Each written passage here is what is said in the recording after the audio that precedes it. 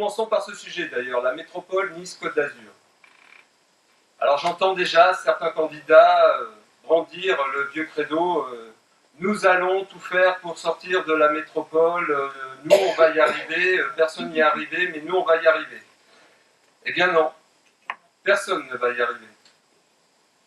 Nous ne pouvons pas sortir de la métropole, c'est la loi. L'article L5211-19 du Code général des collectivités territoriales qui commence par la phrase suivante: une commune peut se retirer de l'établissement public de coopération intercommunale, sauf s'il s'agit d'une communauté urbaine ou d'une métropole. Donc on ne peut pas en sortir, c'est la loi, sauf si la loi changeait, mais pour l'instant on ne peut pas en sortir et il faut faire avec. Alors comment? Parce qu'on ne peut quand même pas dire qu'actuellement, tous les services rendus par la métropole soient optimum et d'une qualité irréprochable. On ne peut pas dire non plus que Vence soit réellement considérée à sa juste valeur comme la 4e ville de la métropole, sur 49. Alors pour moi, cela dépend avant tout du maire et de sa relation avec le président de la métropole. Si nous avons un maire, comme cela se passe aujourd'hui, qui, dès son élection, va voir le président de la métropole et fait allégeance en lui disant de toute façon je serai toujours d'accord sur tout ce qui sera proposé, je voterai toujours oui, et bien dans ces cas-là, on a le minimum syndical, je vais dire.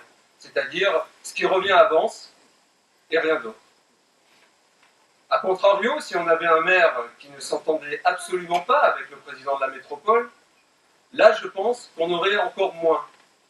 C'est-à-dire que quand on irait le voir pour demander un petit peu d'argent, un petit peu de financement pour un projet, et qu'on se retrouverait vers le mois d'octobre, il nous dirait « Ah, c'est dur, le budget cette année est déjà bien engagé, on va l'inscrire l'année prochaine. » Et l'année suivante, il nous dirait « Ah, je ne comprends pas, quelqu'un a oublié de le mettre. » Et ainsi de suite. Donc on aurait encore un petit peu moins si on avait un maire qui ne s'entendait pas du tout avec le président de la métropole.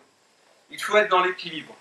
Il faut être dans une relation à la fois constructive, mais à la fois avec un petit rapport de force. C'est-à-dire que la voix du maire de Vence n'est pas acquise d'office.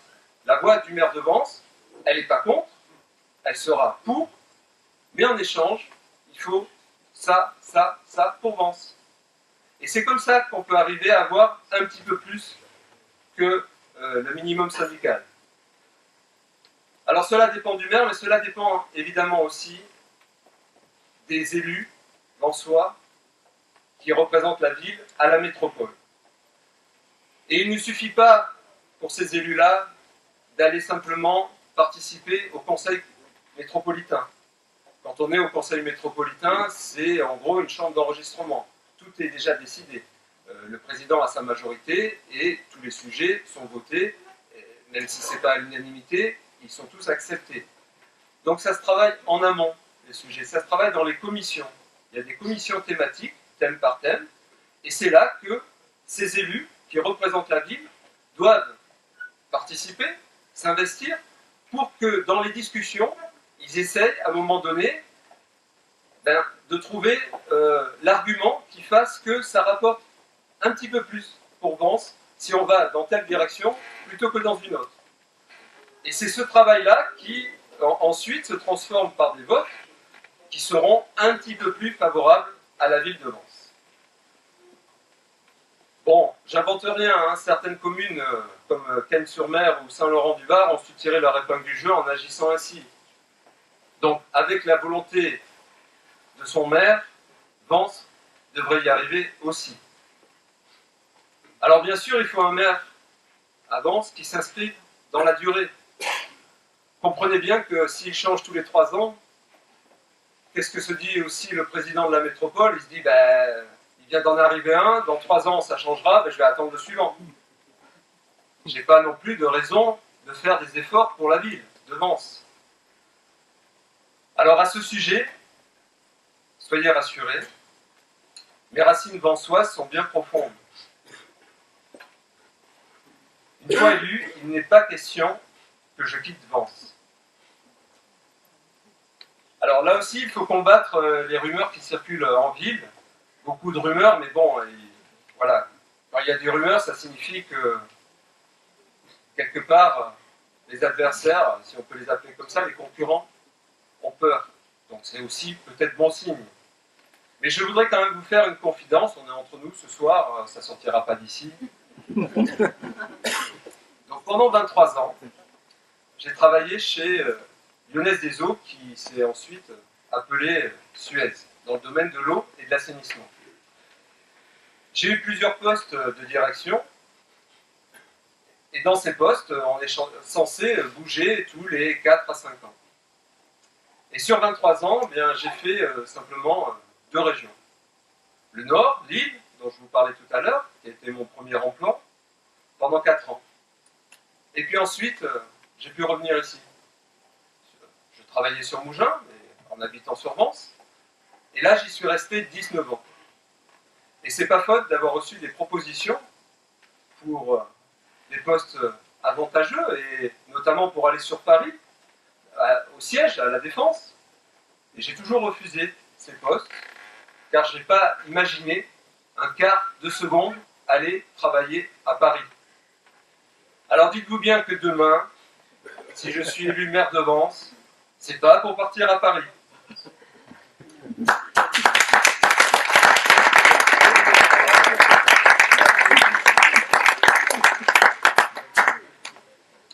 Donc si vous m'accordez votre confiance, je compte bien m'inscrire dans la durée, au-delà d'un mandat.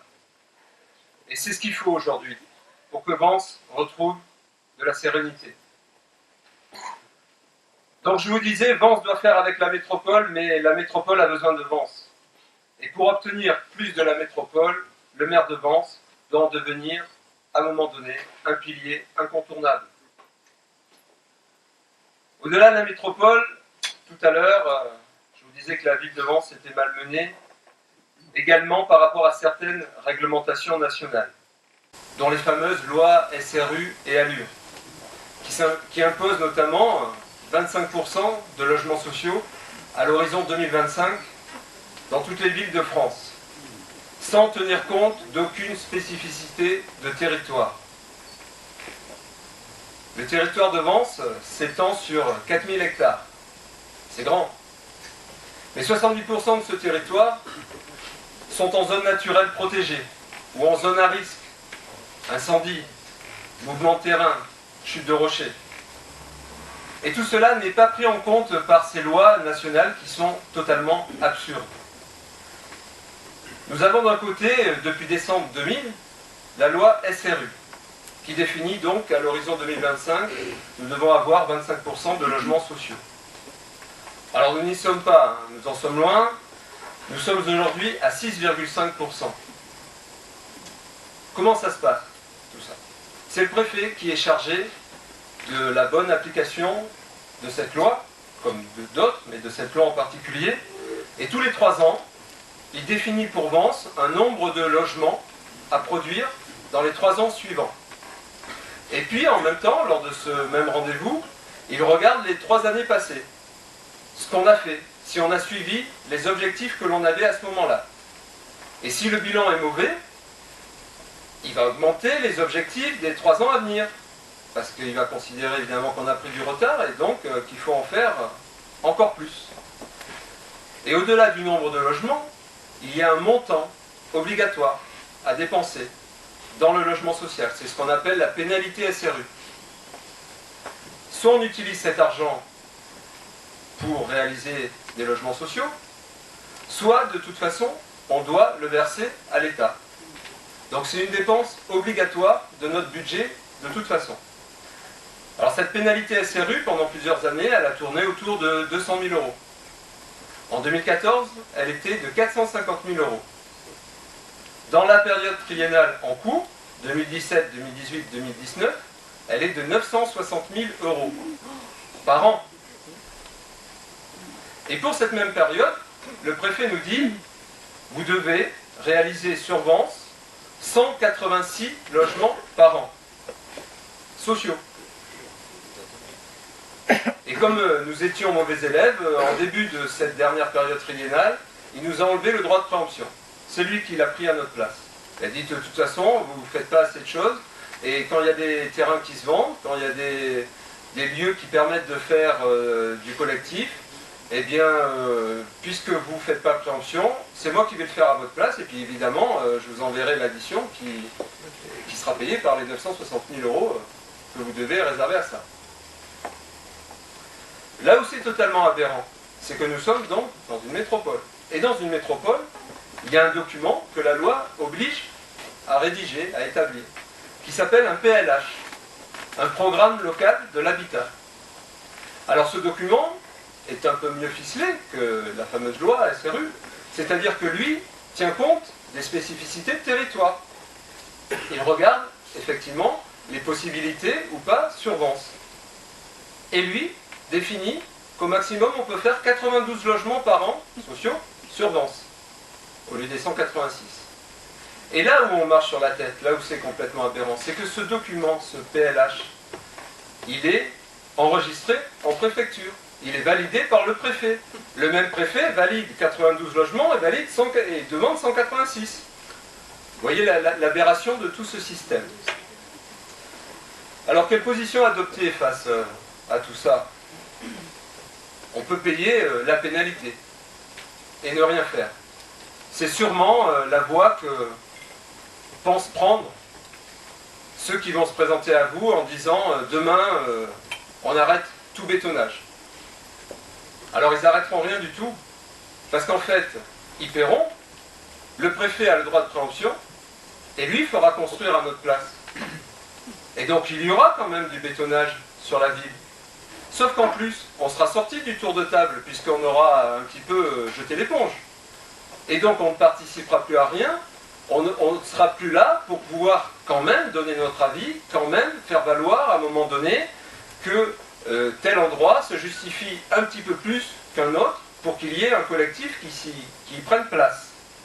Donc cette solution est très démagogique, évidemment, en termes de communication, en termes peut-être électoraux aussi, mais elle est surtout totalement irresponsable. À l'opposé, on pourrait se mettre dans l'idée farfelue d'atteindre les 25% de logements. Évidemment, avec un impact environnemental colossal et une dénaturalisation, si on peut dire ainsi, de la commune. Sauf que, là aussi, c'est aberrant. Parce que pour atteindre les 25% de logements sociaux, d'abord, c'est toujours une course en avant, puisque pendant ce temps, il se crée des logements classiques. Donc c'est toujours 25%, on court toujours derrière. Mais pour les atteindre aujourd'hui, si on prend une photo, il faudrait construire plus de 2000 logements sociaux. Alors que la demande, les personnes qui sont en attente, c'est 350 demandes. À quoi ça sert d'en construire 2000? Donc en septembre de l'année prochaine, septembre 2020, il y aura le rendez-vous triennal avec le préfet. C'est donc le prochain maire qui ira. Je souhaite faire valoir au préfet les efforts qui ont déjà été faits sur Vence et les efforts qui sont déjà à venir, notamment en vue du futur quartier Chagall,